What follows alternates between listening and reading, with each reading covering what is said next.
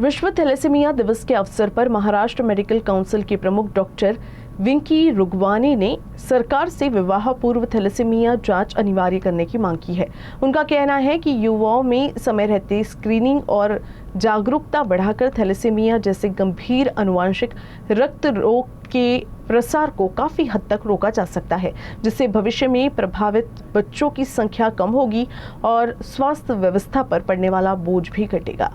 Thalassaemia जे आहे हे आणि सिकल सेल हे गंभीर आणि अनुवंशिक आजार आहेत।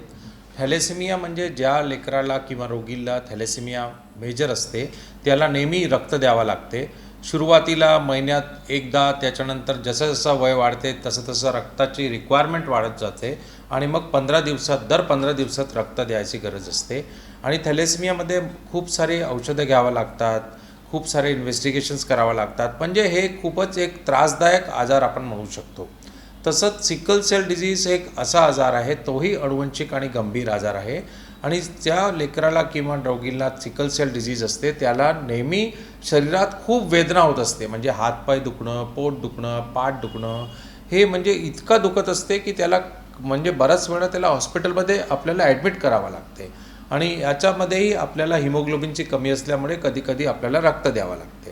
तर म्हणजे हे जे दोन्ही आजार आहेत, थॅलेसिमिया असो किंवा सिकल सेल असो, हे खूप त्रासदायक आजार आहेत।